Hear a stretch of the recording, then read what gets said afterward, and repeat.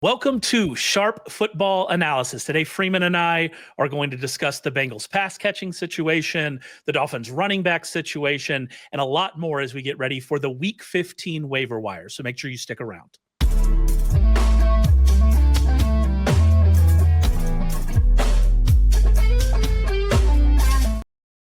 What's up, everybody? This is Sharp Football Analysis. My name is Raymond Summerlin, and I am joined this fine Monday evening, as I am every Monday evening, by the creator of FAABLab, the one and only Freeman Smith. How you doing, Freeman? I'm good. We made it. Playoff time for most leagues. It's when the FAAB stuff gets really interesting, I think. And we spent the whole year talking about, oh, maybe this isn't a good week. Save your FAAB for the playoffs. And this is it. Now you're going to start seeing like disproportionate amounts of FAAB blown on backup running backs and defenses. And it makes it exciting. Yeah, I mean, we almost got there. We'll talk about the Dolphins running back situation. But when I first saw that Achane had gone down, and obviously I was hoping for the best for him because he's just an amazing player. And obviously we don't want to see anybody get hurt. But one of my second thought was like, oh, like this is going to be, Jalen Wright is going to be like, oh, you spend every dollar you have left in order, or at least as much as you need to go and get him. Obviously that it doesn't look like that's going to be the case. We'll talk more about the Dolphins running back situation as we get a little, further into it. But we did come out of week 14 with a lot of notable injuries. I don't know how many of them matter so much from like if you have a playoff fantasy team, and that's what always makes these weeks tricky. If you're picking someone up this week, if you're on bye, then it's a little bit different, and we can talk through kind of what you might try to do for that. But if you are picking up somebody from this week, for most teams, they're like, okay, I need to play this guy this week. That's why I'm picking him up. That's why like you could spend a bunch of FAAB on the Seahawks defense who get to play the Colts this week, which might be a very advantageous situation given one of the injuries we saw and that we're going to talk about here in a second. And so, yeah, like it is interesting. It's different. You kind of have to change like what your viewpoint is and what you're trying to do. So yeah, it's going to be a weird week. Let's talk about that Colts situation though. Obviously, Daniel Jones, he had been already playing with a broken leg, suffers a torn Achilles. I mean, it was pretty clear on the field immediately after it happened that this was going to be a serious injury. Unfortunately, it turned out to be a very serious injury. And now we're in a really odd situation with this Colts offense that has been one of the best in the league over the course of the entire season. Not as strong, and Daniel Jones hasn't been as strong of a fantasy play of late. And we've seen that trickle down into, some of the receivers, into Tyler Warren, into Jonathan Taylor and things like that. But obviously a very strong offense. Now we're kind of directionless. We think it's going to be Riley Leonard moving forward, although he's dealing with an injury. We don't really have a clear view on Anthony Richardson. It's just will he even come back this year? It kind of seems like no, but is that now on the table now that Jones is hurt? There's just a lot of uncertainty with this situation. Was the clear view on Anthony Richardson play on his blurry vision leading up to last week? That Anthony Richardson thing is crazy. This should have been his moment, right? But yeah, I don't think he's coming back either. It seems like I heard that he just regained full vision like last week. So that's crazy. And it's such a weird, and I hope he's getting better. Like obviously all we care about, that it seems scary what happened to him. But I did some digging a couple weeks ago on it when we learned about Jones's first injury, the leg injury. Just doing some digging, is this something I should be paying attention to?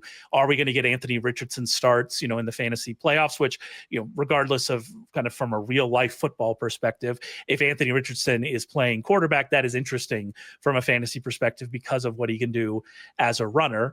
So like you have to at least pay attention to that. And all the vibes I got a couple weeks ago when I looked at it were that, oh, this isn't happening. Anthony Richardson, isn't coming back anytime soon. We obviously got, I believe, Mike Florio, Pro Football Talk, said something pretty similar today, that he doesn't think the vibes he gets is that Richardson's not coming back. So it seems like this is just going to be, assuming Riley Leonard himself is healthy, apparently he has a sore knee, we're going to get a lot of Riley Leonard moving forward. Yeah. And what did you think of him watching that game? Because, he's been somebody, he didn't even really pass that well in college, right? And then I kind of had, I felt like he kind of exceeded my expectations. I don't know if the stats bore that out, but it looked like he, actually had some chemistry with the receivers. I didn't feel completely pessimistic. I think like Pittman had a pretty good target share once Leonard came in, and So maybe he'll still be valuable. I think overall, though, most of these pass catchers, like Alec Pierce, Tyler Warren, it's going to be, you're probably going to look for someone to replace them going forward. But maybe you disagree. You think that Riley Leonard showed some potential. Maybe he can keep these fringe flex guys afloat. Well, I mean, he averaged 5.9 air yards per target. He averaged 5 yards just per throw overall. He threw the interception, didn't have a touchdown. He did rush for a touchdown, which that's something we can talk about for him as a 2 quarterback option. Perhaps we can get to that in a second. But all of that is not really a surprise, I don't think, given what he was as a passer in college. So I don't think that's really a surprise. But ultimately, that's also not a huge deal for, as you mentioned, Michael Pittman. Michael Pittman is going to do very well in that part of the field if we're relying on short targets underneath the defense. Tyler Warren can live really well there. I guess the player Josh Downs can live really well there. Of course, though, we worry about just volume in general for him because he doesn't play in the big sets, and he's not running as many routes as we want him to, and now he's not running as many routes as we want him to in an offense we don't expect to be as good, and we don't expect to have as much volume just because they're not able to finish drives, right, and really get those long drives. So that it's even more of a concern for Downs. But for Pittman and Warren, you would say, all right, this is a downgrade. There's no question about that.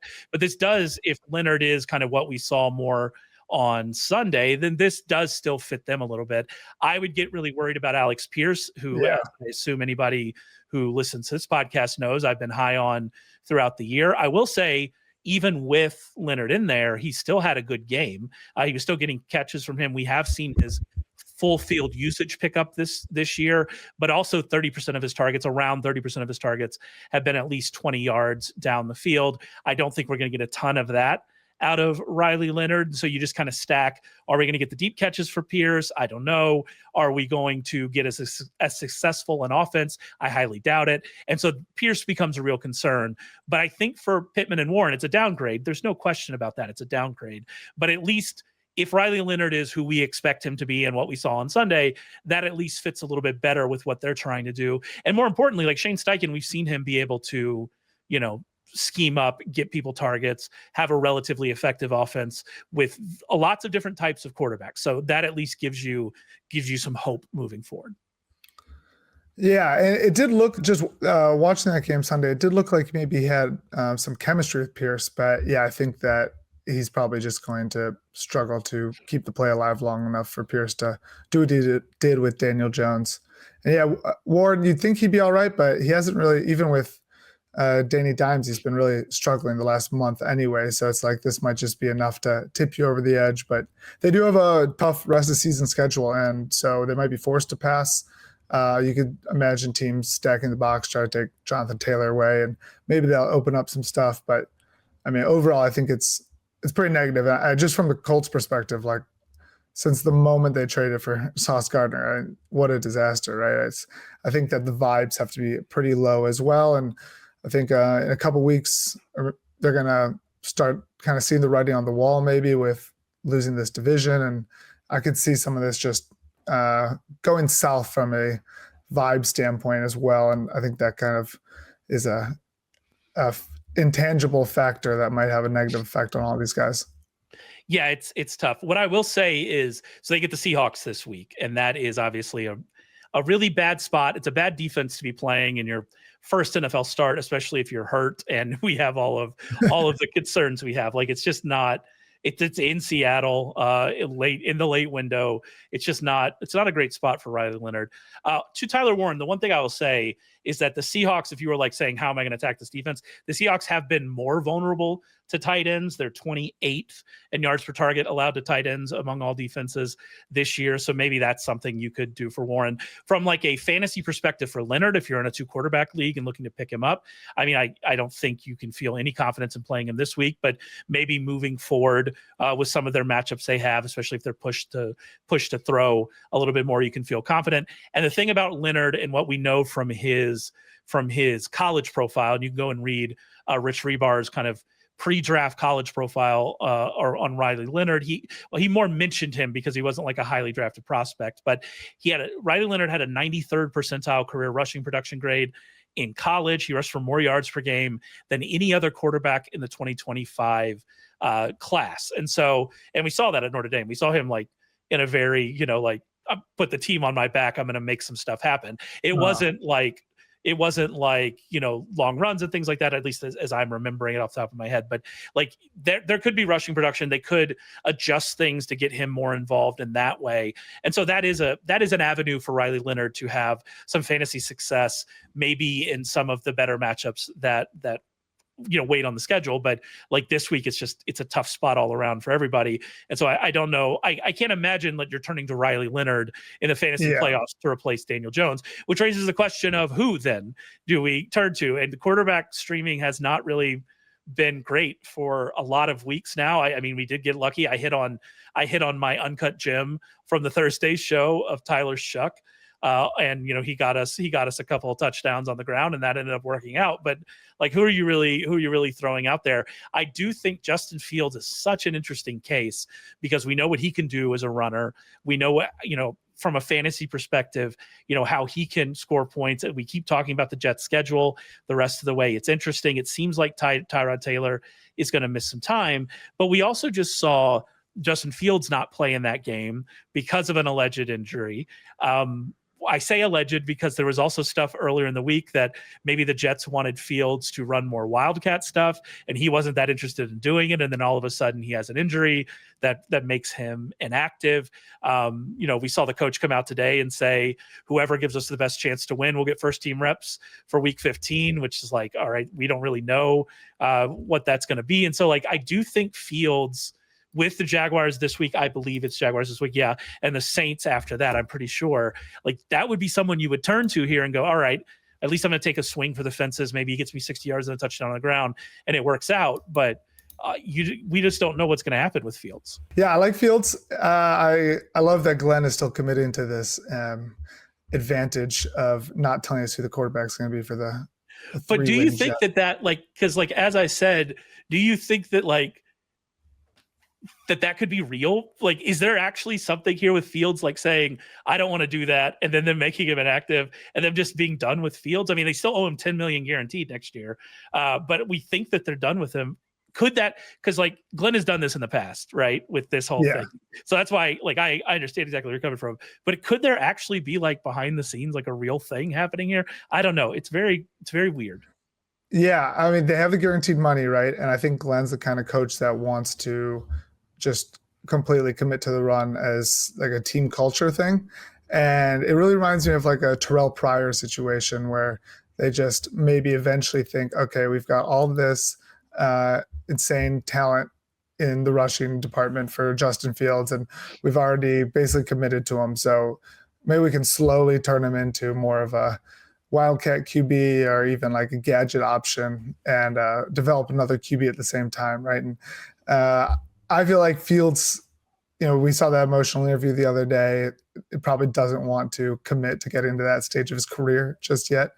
So I see what you mean. I think I like the conspiracy theory. I could see that there's some tension, very conflicting incentives, right? Because if Fields does go along with this, he's basically got 1 year left, I think, as a QB in the NFL. And if he doesn't, maybe he's got another chance to prove it. But I do think at the end of the day, it seems like they're still committed to trying to win games. And Fields does really fit. If he does play more on Wildcat, that really fits their ethos, right? And it's like that Terrell Pryor situation where he was electric when he was playing that version of quarterback or that version of wide receiver, whatever you call it. And Taysom Hill, he had those games where he broke fantasy by being a starting quarterback, but being eligible for the tight end spot. And I looked up one of those Taysom Hill games, and he had 4 interceptions, but he had 2 touchdowns, but they also had like 110 yards rushing or something. So that sounds like a Justin Fields stat line if I ever heard one. And so I think there is a good chance that just because of the incentives and the way the team really probably will want Justin Fields to be out there, he'll end up playing. And if so, I think that he's pretty valuable. The schedule's really good. The rushing's never in question, and he's got 3 weeks to try to prove himself to be valuable in some way. I think it's a good strategy, and I like your reading between the lines of the inscrutable Aaron Glenn. We're trying our best. That's all we're trying here. If he starts, he's going to be an option. It is what it is with streaming the way it is. I'm also really interested in what happens with Mariota. We saw Dan Quinn come out and say that Jaden Daniels, was fine, but he leaves that game early, lands on the same elbow that he had previously dislocated. And with their season where it is, you have to wonder what that ultimately is going to look like too. So that's a name as well. But yeah, it's a really tough. This Daniel Jones injury is a really tough spot, and coming at a tough time if that's somebody you were counting on in the playoffs. So we'll see what we can do. All right, let's get on to talking about the Bengals pass catchers. Before we do that, though, I do want to mention that college bowls start this weekend, and we just launched our postseason packages over at Sharp Football Analysis. Bowls have historically been some of our best performing betting recommendations. Over the last 2 years, we've gone 28-6, which is 82% on bowl games. Right now, you can get on board with our early bird pricing today. Take $75 off any of our postseason packages. Go to sharp.football and click the top link to join. Also, by the way, if you're on this podcast feed, I'm going to have Ryan McChrystal on to talk about bowl pick'em strategy and things like that. I love a bowl pick'em pool. It's one of my favorite things to do. So we're going to talk a little bit about strategy and how to approach those. So it's going to be fun. So make sure you subscribe to the podcast and you'll get that into your feed pretty soon, probably Wednesday morning, I would guess. It's going to show up in your feed. All right, let's get on to the Bengals pass catchers. We saw T. Higgins. Again, we record this on a Monday, like early evening. We do not see the Monday night game, so if something happens on Monday night, that's why we're not talking about it. But pretty shortly before we started recording, we got news that T. Higgins had been put back into concussion protocol. Obviously, it's a big concern because he already missed a game with that. And so you have to be really concerned about what that looks like moving forward. For this week in particular, I would be surprised if he plays. I also wonder kind of what's going to happen because he got taken out and checked for a concussion in the game on Sunday and then was allowed back in. Then he has symptoms. So it's a bit of a weird situation, right? So we'll have to see what happens. But that does lead us to talking about the Bengals pass catchers. That leads us to names we already know, because names we already talked about before. Yosavash, Mike Gesicki, maybe even Mitchell Tinsley and Charlie Jones getting down to that range. And I guess the question is, they get the Ravens this week. I guess the question is, in the first week of the fantasy playoffs, even if these guys get elevated opportunity, are you really willing to kind of dig this deep into the wide receivers?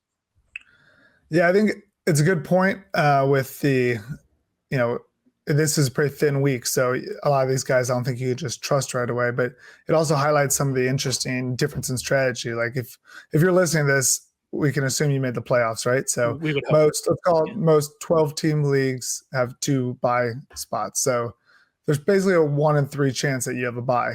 And so if you have a bye, then I think, somebody like Yoshavas is somebody like Tinsley is a really good option because you can wait, see what happens next week, see if they get like a 25% target share. I think there's a good chance that T just ends up staying out the rest of the year if they get statistically eliminated from playoff contention and he's still showing symptoms. It was a pretty bad look, I thought, for the Bengals that people at home were diagnosing it and the spotters aren't doing anything. So if they're out of playoff contention, they're already risking Joe Burrow. I could see them just shutting him down for the year. And then if you have the bye, you have the luxury, right, of seeing what happens. But yeah, I think if you don't have the bye, then Gesicki is a much better option. Gesicki's been 17% target share, two of his 3 games since returning. I think that when one of those 2 wide receivers does miss time, it actually ends up going more towards the tight end than it does to the third option, at least since Boyd left. And so I think he's more of a guy that you might be interested in if you have need at tight end or flex and you need someone this week. But yeah, if I have a bye, I think I would go for Yoshavas or maybe even Tinsley might be a better one. Yoshavas, we've kind of seen what we know about him, but and just see what happens. But I think it also, it's just a good way to kind of break it down now, right? Like if you have a bye, you're probably only competing with the other person who has a bye for FAAB in that situation. And so you can be a little more strategic, look at people's budgets, look at their needs and see, it's no longer just how much does this guy go for? Is he worth 12%? It's like, do I need a pass catcher? Does the other person to buy have all their budget? Things like that. I think that makes it a lot more interesting. Yeah, on the Yosavash point, I do think that your point about do you just Do you just stash Tinsley and see what happens, or even Charlie Jones in a deep league and see what happens?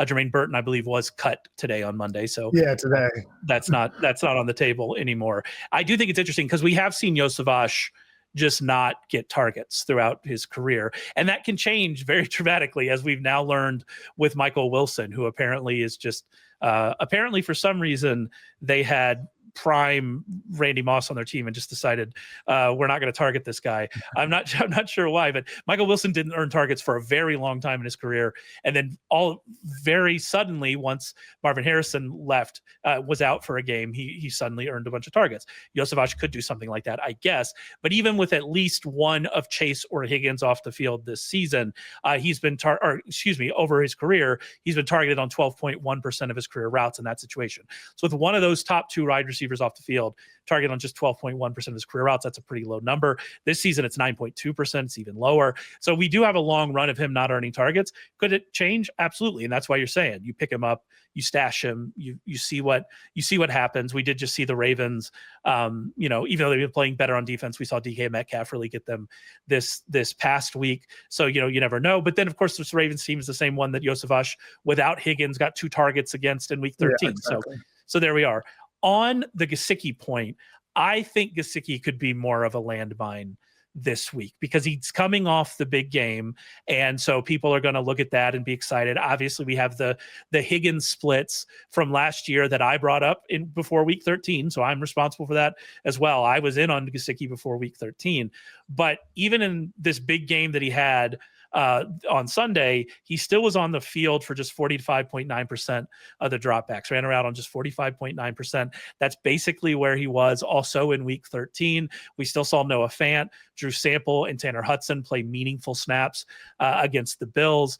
Could it happen? Absolutely, because it does seem like Joe Burrow likes him, and he has gotten targets in the past without Higgins, but that big game came about because he got a target on 35% of his routes. Is that going to continue weekly? I don't think so. And so, it's a big concern. The other part of it is Ravens are still, they're number 1 in yards per target allowed to tight ends over the last 5 games. There are just a lot of red flags for Gesicki. Now, there's not a lot of great tight ends available. So if you need one, it is what it is. But if you're thinking, all right, well, do I pick up Mike Gesicki to play over Tyler Warren against the Seahawks because of all the Colts situations? I don't think so. I'm going to ride with Tyler Warren and just hope that it works out, because I do think there's a ton of red flags for Gesicki. But again, he's a big guy. He catch touchdown, and it could all work out. It's just one of those things that the box score for Gesicki might make you think that he's a better bet this week than I actually think he is. But we'll see. We'll see what happens. Yeah, I could also see if they're trying to protect a banged up Burrow and they want to keep the tight end doing more blocking than route running, especially if this season is basically shot and they're inexplicably playing Burrow and Dan Quinn's getting flack for sending Mariota out there. Maybe Zach Taylor sees his job on the hot seat and decides that they don't need any there. They need as much blocking as they can get. I mean, the Bengals are in the thick of this now at this point, right? Yeah. It's really coming down in the AFC. It's gonna, at one point it was I wonder who's gonna finally be able to pull this. But with the Colts injury, the Chiefs can't win. It's interesting scenes in the AFC playoff race. All right, let's move on. Another team that, by the way, still I don't believe is eliminated from playoffs, and that is the Dolphins, because they're winning games. Their running game's been really good. Devin Achane was going wild before, unfortunately, leaving with a rib injury in week 14. All the news we've gotten about this is that was precautionary. They were just absolutely dominating the game. They didn't need to throw Achane back out there. It seems they get to play on Monday night, so they get another day of rest. Everything I'm reading suggests to me that Devin Achane's going to be just fine, right? And so that means that if you're picking up one of these guys, as maybe a desperation, I need him as a running back, it's probably not going to work out, and they play on Monday night. But I do think it's interesting to talk about this situation, because we've seen Ollie Gordon play more this year than Jalen Wright.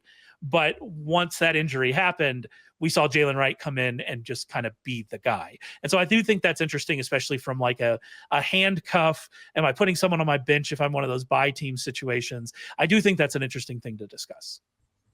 Yeah, I think it seemed like it was definitely Jalen Wright. And part of the reason I think that we got into Ollie Gordon as a backup is because Jalen Wright was injured to start the year, right? So it seemed like it was, and Jalen Wright was kind of disappointing as a rookie year. So I think a lot of people thought it was a situation where it's like, I don't know, just Ollie Gordon has the backfield to himself now, right? And like the next year's rookie, like a Devin Neal situation, just takes advantage and becomes the number 2. But I think it's not like that at all. I think McDaniel knows that the best the Dolphins ever were was when they had 2 running backs and they had like a Mostert and A-Chain situation, and they had somebody who could cut it to the outside and someone who could run between the tackles, and they'd ideally like to recreate that. And Ollie Gordon would be maybe like the Mostert's version, but the difference is that Ollie Gordon's not very fast. He's a lot more of a bruiser, and I just don't think that really works with the Dolphins offense. So it's nice in short yard situation, but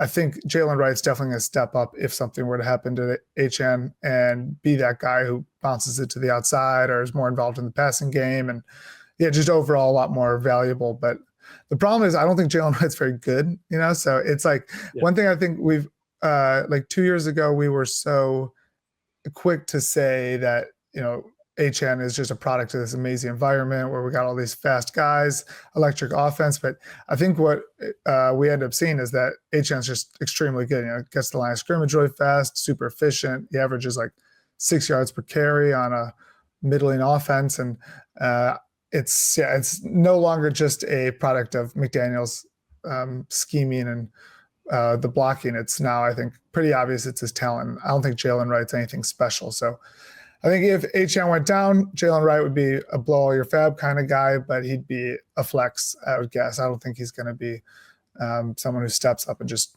fills in perfectly for HN. Yeah, I agree with that. I think that's where we are. And the other thing with Wright is, so I've written a couple times this year, kind of in your vein, what you were talking about, is that Ollie Gordon was playing more. And I got a little bit like concerned about this as we went through the year because it was just that Gordon was playing more. But I had always kind of written that if something happened to HN, Wright is a much more like for like replacement for him. And that's why I thought that's what we see. The one kind of thing I'll say about that, though, is Wright got 14 carries in the second half to 5 for Gordon. That carry split looked a lot more lopsided than the snap split, which was just 19 for Wright to 11 for Gordon. That's something to remember. Wright got a touchdown early in the game, but Gordon got kind of the goal-to-go touchdown from, I believe it was 7 yards out. In the second half, you could definitely see Gordon get those. So I do think it could be more of a timeshare maybe than that carry split suggests. Yeah. Just kind of like off the rip. And if that's happening in this offense, and neither of these guys are as good as Devin A-Chain, which isn't like, that's not criticizing them. Most running backs are not as good as Devin A-Chain. Then I think you start to really raise concerns. But the other part of it is that the Dolphins want to lean on the run. That's what they want to do. They've been limiting Tua. It's been successful. They've, really turned the season around in that way. And so even if HN wasn't able to play on Monday night against the Steelers, or if he aggravates the injury and, we move into week, 16 and 17, I do think as long as they can keep the game in check, we will see them run the ball with whoever's in that backfield because that's what's been working for their offense. So those are the positive things for Wright. Wright is definitely an add this week just because he can be that handcuff. He's obviously a much better add for somebody that has a bye and, it just wants to see how this all shakes out. If you're somebody that just needs somebody, you're going to have to wait until Monday. Hopefully we will know before Monday, but like they're not going to play till Monday. And so that raises lots of issues. If you're like, can I use this guy as a flex? So there are lots of issues there, but yeah, as a stash, absolutely Jalen Wright, pick him up and we'll see what happens with this. But everything that we've seen and everything we've read after the game suggests that HN's going to be fine. And this is more of just like a handcuff situation. Yeah. And I think it goes to show also like, right now, you should just be getting handcuffs in general, right? You don't have to just get Jalen Wright because HN hurt his rib falling on a ball, right? There's a lot of good handcuffs. I mean, there's not a lot of Blake Corums out there, right? But there are players that, and we might talk about them later in our deep cuts, but there's players that, have potential to do something down the stretch if something were to happen. And I think at this point, it's not valuable for you to have what's a random wide receiver 4 that I could just needlessly insult, right? Like it's maybe yeah, I don't know. Torrey Horton's hurt, right? But he would have been a perfect example. Like these sort of guys that are, like a Demario Douglas or something that are on your bench, and that's a good maybe you used them during a deep bye week and they get you 11 points or something. That's no longer valuable anymore. Yeah. Your bench going into the playoffs, you can roster. Maybe you want to roster a different defense for each week, looking ahead of time. Maybe you want to just have these backup running backs, and you also might just want to block others, which I think is an important thing, especially if you're in a good position. If you have a bye or feel confident or something, you can use your FAAB to keep others from getting their backups, keep other teams from getting defenses that might be advantageous. So you got to start looking at the way you approach the waiver wire a little differently than you did when you were just looking for a season-long output.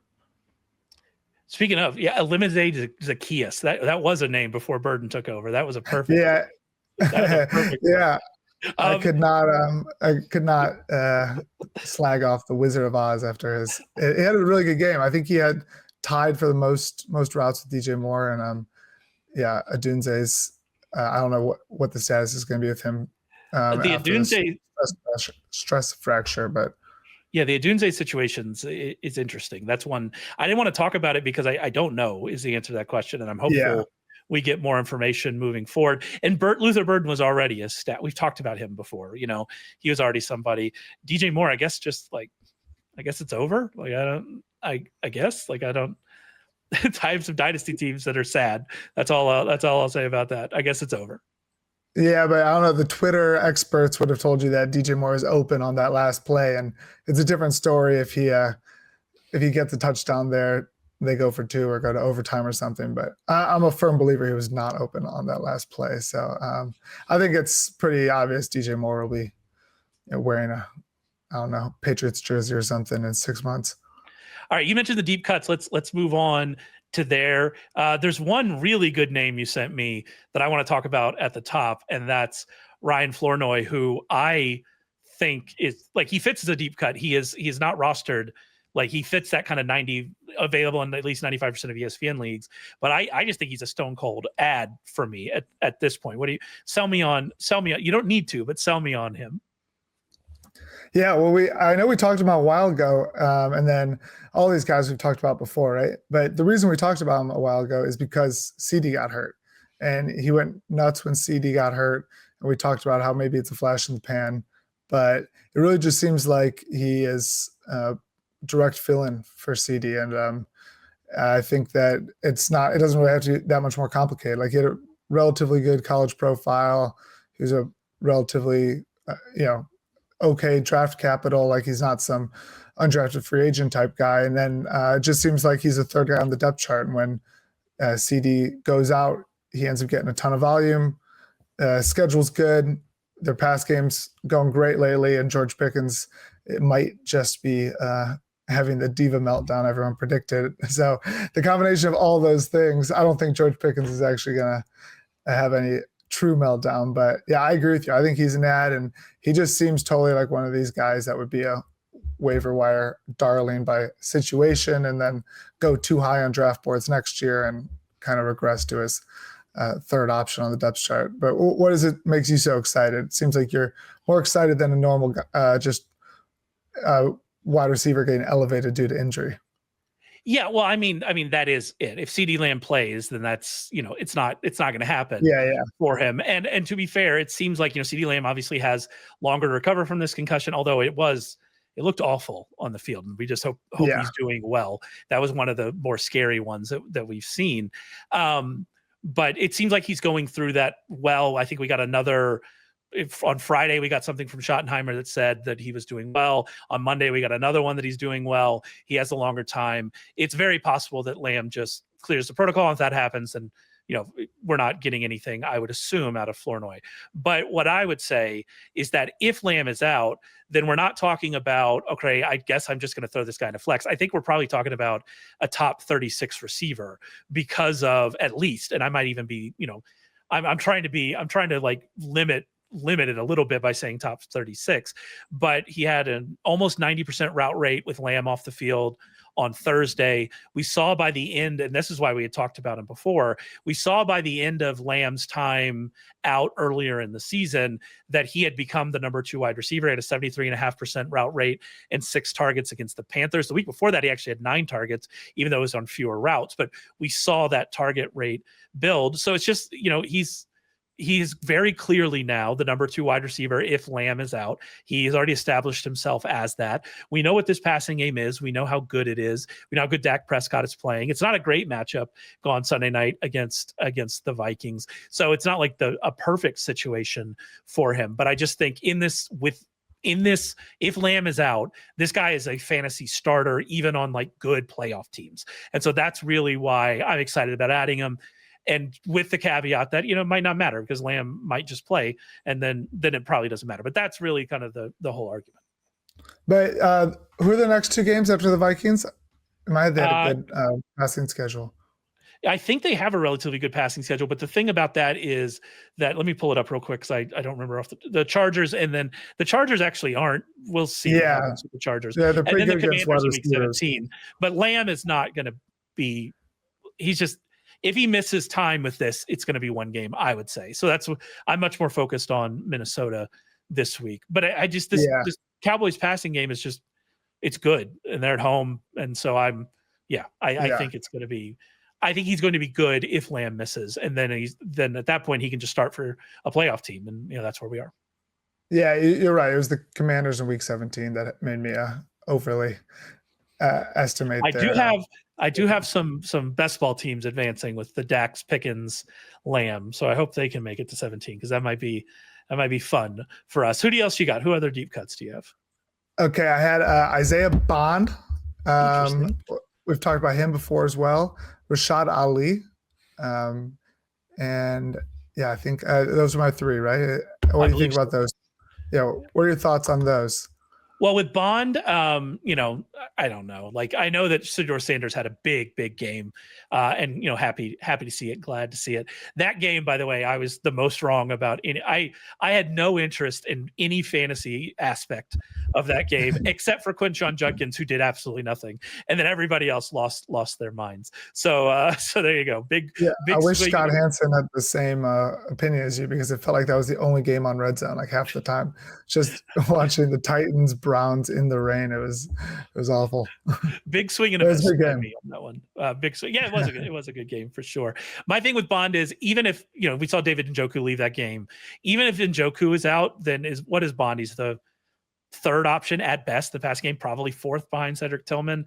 I don't expect to see a lot of that out of the Browns passing attack. So I don't know how deep you want to dive. I do think Ali is interesting because he was already the replacement for Justice Hill. We have gotten news on Monday that was good for Keaton Mitchell. It sounds promising for Keaton Mitchell, but obviously Ali was already doing more of the passing game stuff that Hill was doing. And now you would add a second avenue to it if Mitchell is forced to miss time. Obviously, we don't want anything to happen to Derrick Henry, but that's another thing. So Ali is interesting. He's one of those kind of like, especially in deep leagues, you're bench stashing. I do think it's interesting. How about I throw a name at you? And that is one Pat Bryant, who now 2 weeks in a row has been the clear number 2 wide receiver in Denver. Yeah, I like Pat Bryant. I think he makes a lot of sense with that offense. He seems like the kind of guy that Sean Payton likes since, as we know from Marvin Mims, Sean Payton is really wants the bigger Michael Thomas type slant boy receivers, I think.